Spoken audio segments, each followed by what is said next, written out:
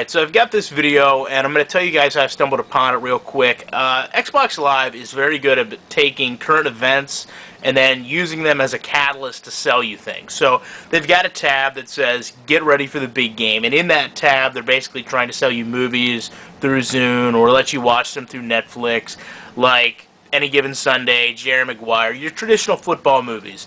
So buried in that tab is this IGN video that was made when Madden first came out. Now, I've sifted through IGN a little bit. I haven't seen this video listed on their site. I will say that this video is done extremely tongue-in-cheek, but the funny thing is, everything they say is absolutely true.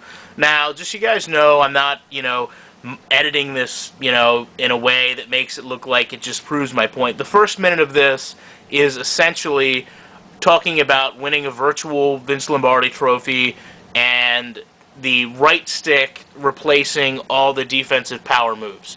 Now, there's 3 tips. I'm going to play the other 2 and then give you guys my take, and then hopefully you guys can leave your take on this. So we'll go ahead and play it from this point. The juke is actually one of your best offensive moves in the game. You may be tempted to spin to avoid defenders, but try juking instead. Juking will slow you down, but it's worth the gamble. For some reason, defenders in Madden 10 are prone to falling flat on their backs when they try to go after a juker. Not only will this give you extra yards, but it's also hilarious to watch.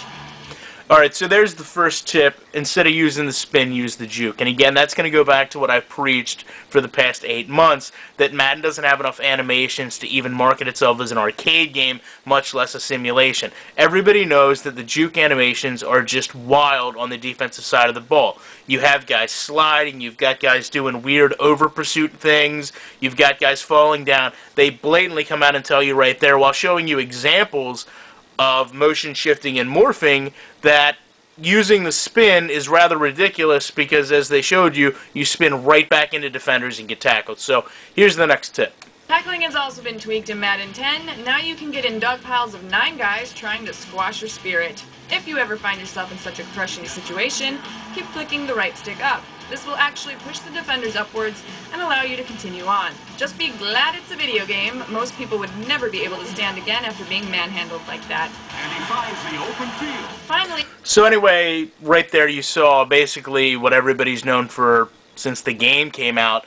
If you slam the right stick up, for some reason you have a tendency to break out of these giant protect tackles, and even as she said, it's completely unrealistic. They show 2 examples of what most people would say would be a Hall of Fame highlight film run when you get inducted. Very seldom do you see a guy enter a pile of 5 or 6 guys, break out, and run 80 yards down the field for a touchdown.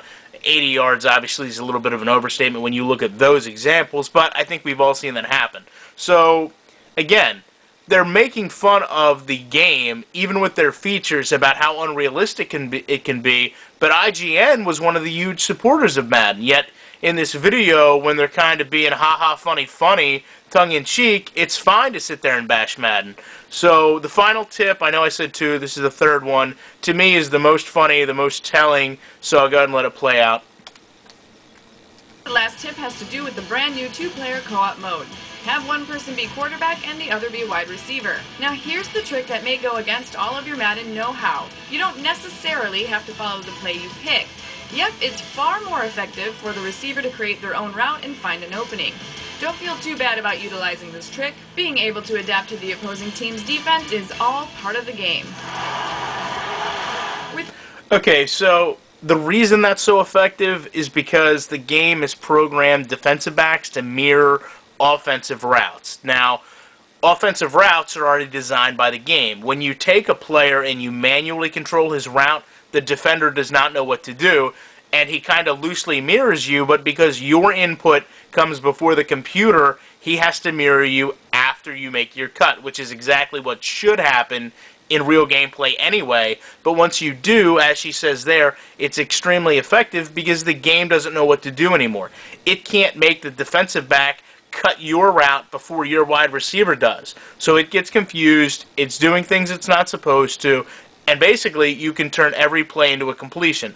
So to me, Again, a little inside Xbox IGN video I find very funny in the fact that how telling it is, a little bit of how IGN maybe really thinks about Madden, really feels about Madden, but this is completely against the review they had of the game. So leave comments, let me know what you guys think about this. If you have Xbox Live, go ahead and grab the whole video. It's only about 2.5 minutes. Watch the whole thing, even though there's not much more to it than what I just showed you.